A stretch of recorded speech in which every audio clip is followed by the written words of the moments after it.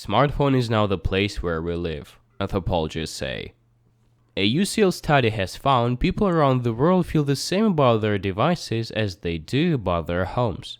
Smartphone users have become human snails carrying our homes in our pockets, with a tendency to ignore friends and family in favor of their device, according to a landmark study.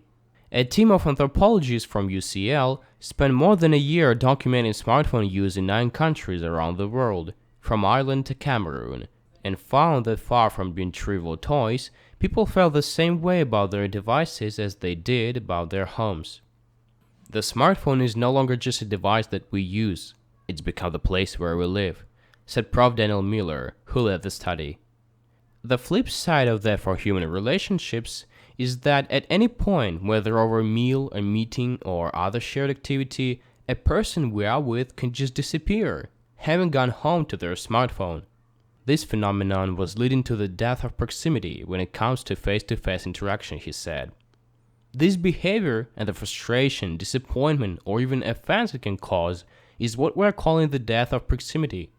We're learning to live with the jeopardy that even when we're physically together, we can be socially, emotionally, or professionally alone.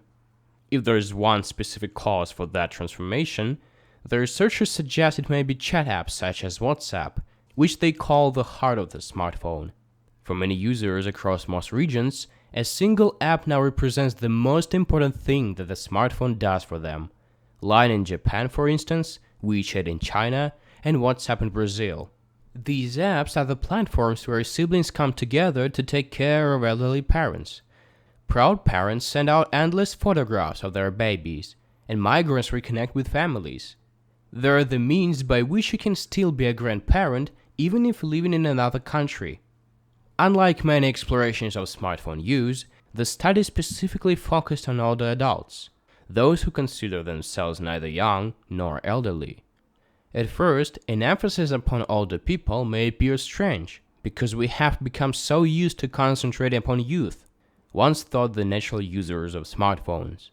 However, a focus upon older people has helped to extract the study of smartphones from any specific demographic niche, so that they may be considered as the possession of humanity as a whole. Even with that distinct focus, the researchers find that around the world smartphones are basic necessities. The smartphone is perhaps the first object to challenge the house itself, and possibly also the workplace, in terms of the amount of time we dwell on it while awake, they conclude, coining the term transportal home to describe the effect.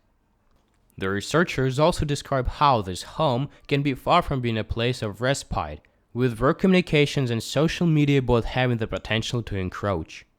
They observe, in other ways, the smartphone may reduce the prior experience of home as a refuge. Employees may now be expected to remain in contact with their work, for instance, even after leaving the workplace.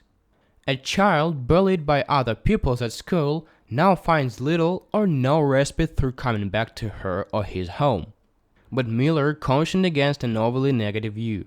The smartphone is helping us create and recreate a vast range of helpful behaviors, from re-establishing extended families to creating new spaces for healthcare and political debate, he said. It is only by looking at the vastly different uses and contexts that we can fully understand the consequences of smartphones for people's lives around the world.